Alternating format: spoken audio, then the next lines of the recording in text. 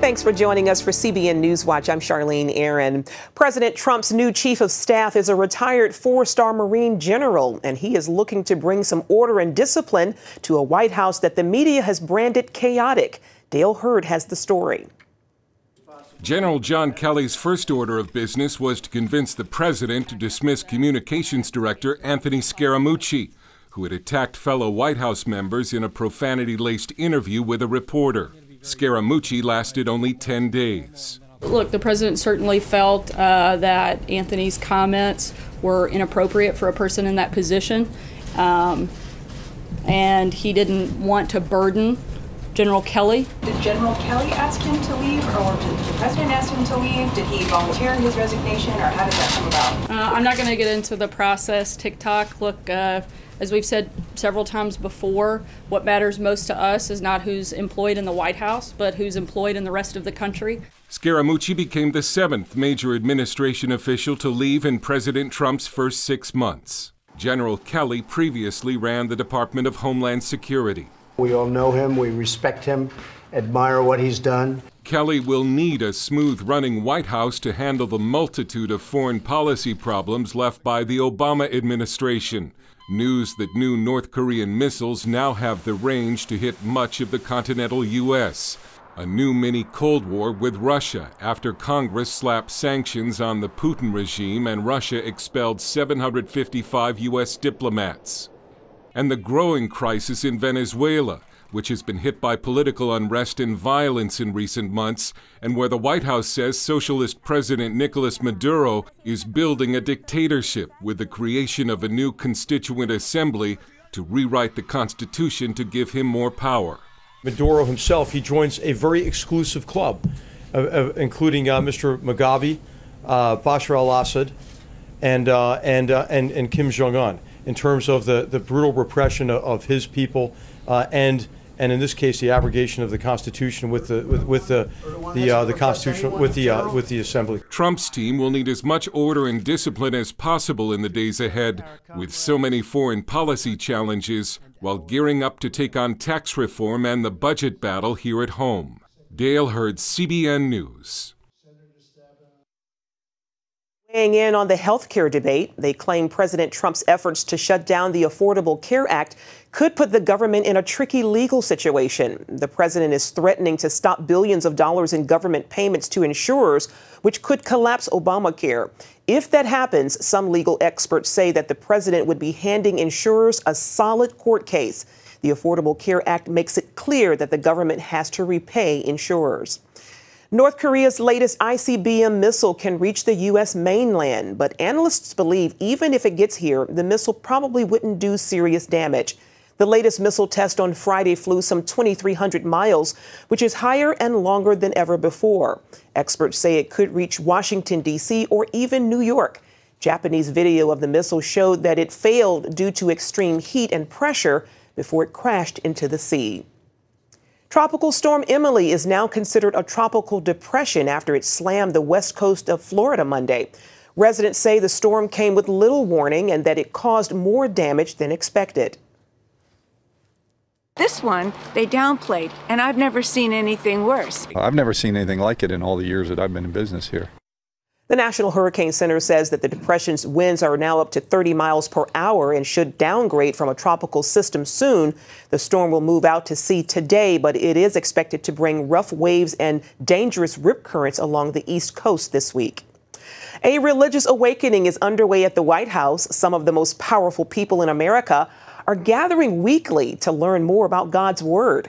White House correspondent Jennifer Wishon brings us this exclusive look at the Trump cabinet Bible study that's making history.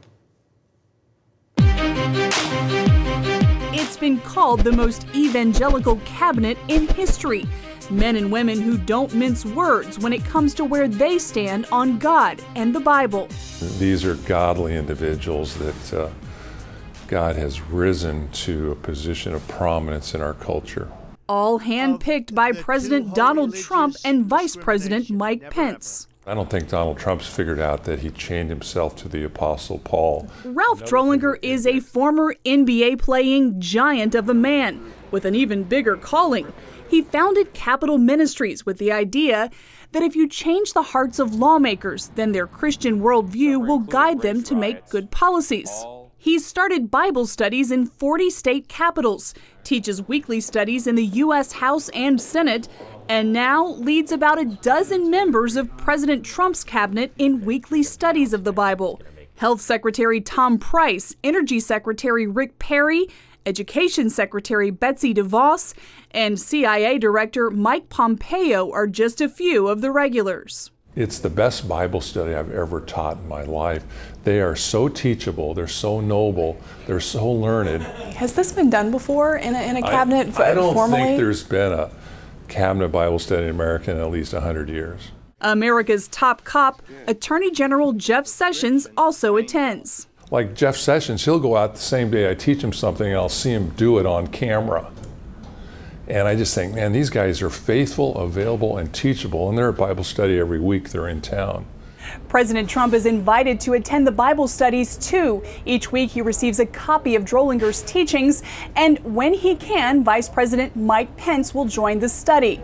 In Pence, Drollinger sees similarities to Joseph, Mordecai, and Daniel from the Bible, all men who rose to the number 2 position in governments at different times in history.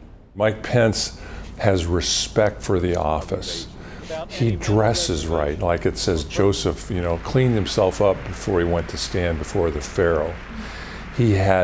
Mike Pence has uncompromising biblical tenacity, and yet a loving tone about him that's not just a noisy gong or a clanging cymbal. And then fourthly, he brings real value to the head of the nation. Like others, Drollinger often compares President Trump to biblical strongman Samson. I just praise God for them, and I praise God for Mike Pence, who I think, with Donald Trump, chose great people to lead our nation. Jennifer Wishon, CBN News, the White House. Coming up, millions are tuning in each week to watch American Ninja Warrior, and one of the contestants is going for the prize just months after suffering a stroke. Hear his story when we return.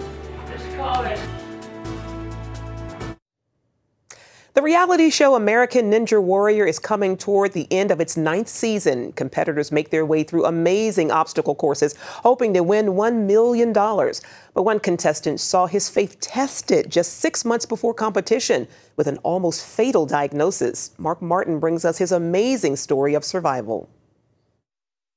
When you think of a ninja, the image of a stealth figure clad in black probably comes to mind. 5'9", 150. We've seen he has the moves and he has the confidence. Today's TV ninjas are highly skilled athletes, working their way through intense obstacles on the immensely popular American Ninja Warrior. Grant Clinton is one such competitor. The 39-year-old Texan is in incredible shape. He gave CBN News an inside look at his preparation, high-intensity interval training, conditioning, and moving quickly through tough courses. Really, the obstacle by themselves lots of times isn't real difficult. It's putting them together and then having enough energy on obstacle 8 or 9 or 10 to be able to not be pumped out with your muscles being just so fatigued and tired. So that's what I'm trying to build that up so they don't get fatigue. Now Grant trains 5 or 6 days a week, heading to the gym for about 2 hours each day before work. When not training, Clinton is a mortgage banker. I had a lot of encouragement from the people I was training with. They're like, what do you do? What's going on here? Actually, Daniel Gill, who's been on the show, he was telling me, hey, you really are good at this. What's your thing? And I was like, I do mortgages. Clinton also competed as a gymnast in college, which helped to make a better transition to the ninja world. During one typical training session, however, the unexpected happened. I felt just a huge pressure in my head that I thought was just a terrible headache. I kind of had to step aside for a little bit and figure out what was going on, and the pain just got worse. He underwent an emergency CT scan, which showed bleeding in his brain. An ambulance rushed him to the hospital for surgery. Clinton's wife, Lindsay, recalls the weight of that moment. He told me that everything was going to be okay. It's like so fresh, even though it's been so long.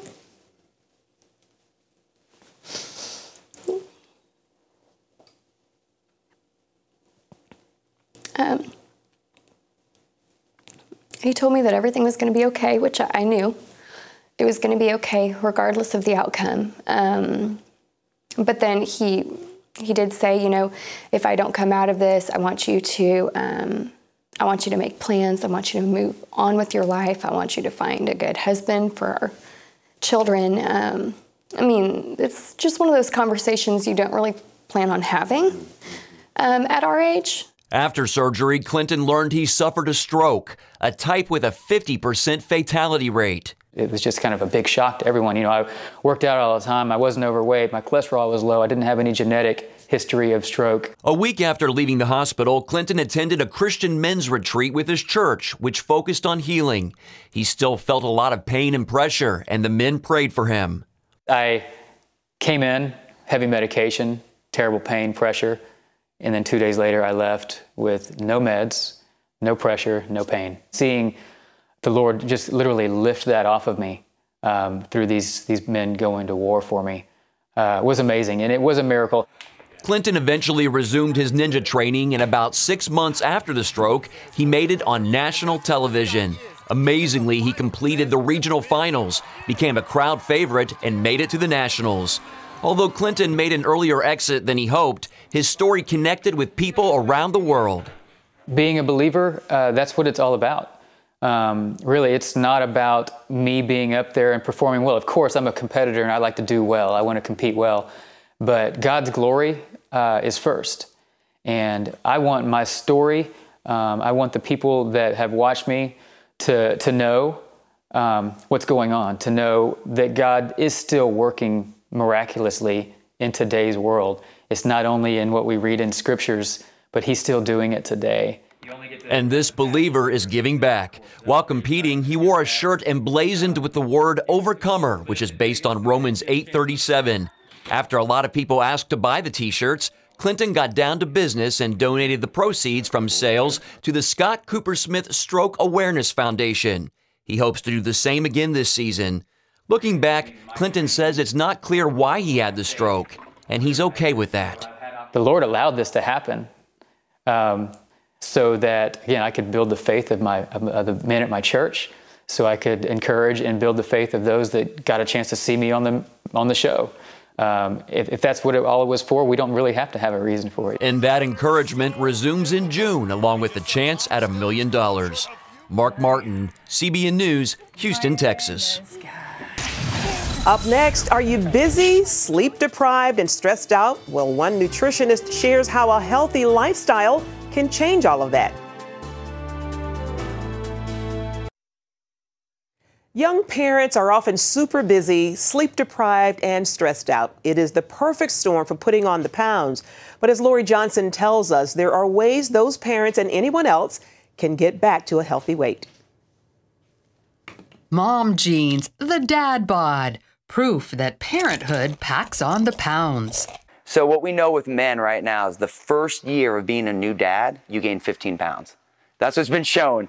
And then what we're also seeing with parents is that you gain an average of 3 to 5 pounds every single year.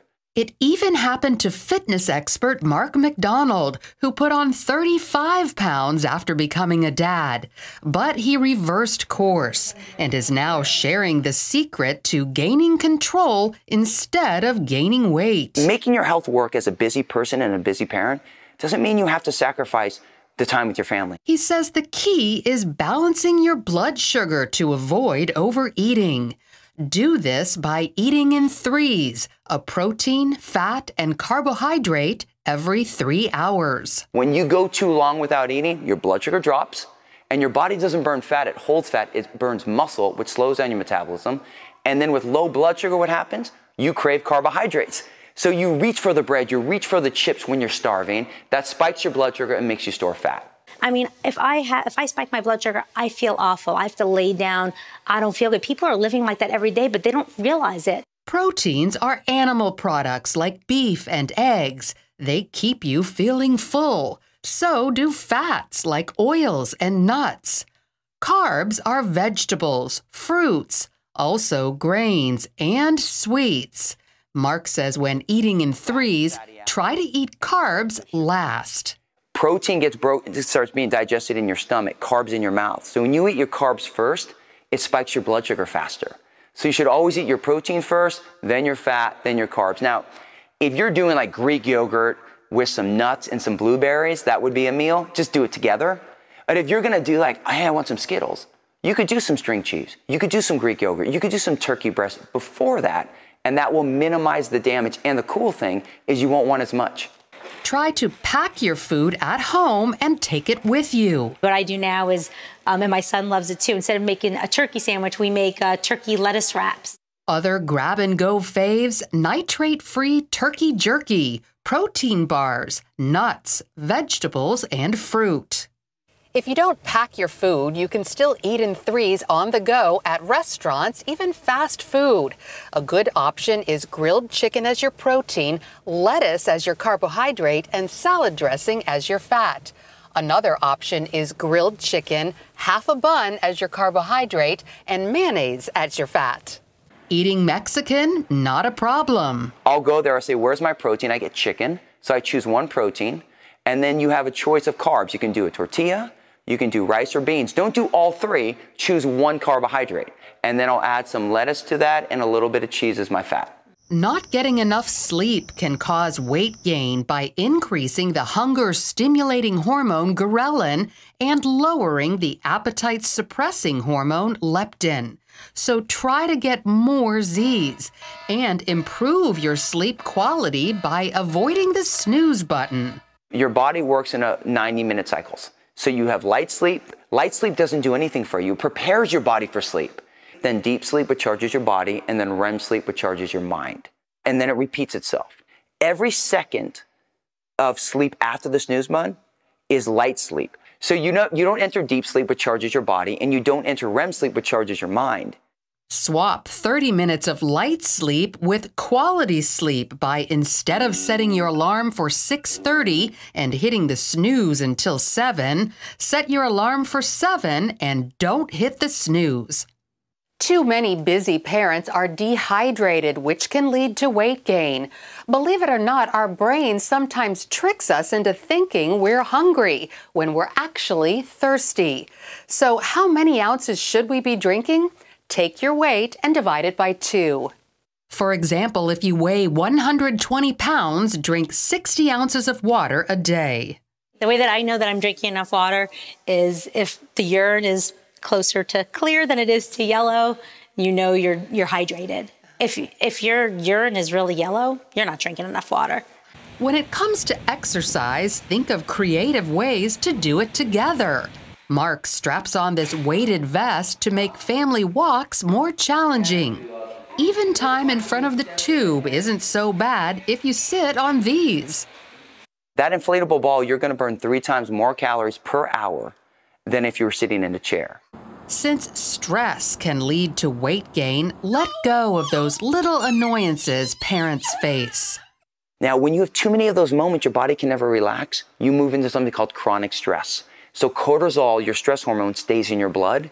It's almost impossible to lose weight and burn fat when you're in that moment. So to shed the weight that often comes with having kids, Mark McDonald says eat in threes to stabilize your blood sugar and avoid overeating. Also, drink enough water. Try to sleep more and avoid the snooze button. Exercise together and minimize stress. Lori Johnson, CBN News. Okay, make sure we drink enough water, cut the stress, and get enough sleep, and make sure we eat properly. Excellent information from Lori Johnson. Stay with us. We'll be right back. CBN's Orphans promises giving hope and love to children from difficult backgrounds in the heart of Quevedo, Ecuador. Orphans promise youth education centers act as areas of refuge amidst some of the city's most dangerous streets. Gangsters and drug dealers are bringing their children to the Orphans Promise school, knowing that they will be well cared for. The hope is that by loving the children, the doors will be open to minister to fathers and mothers and see whole families come to Christ. Praise God. That's awesome. Well, that's it for now on CBN NewsWatch. You can find more of our exclusive coverage of the issues you care most about at cbnnews.com. We hope you'll join us next time. Have a great day. God bless.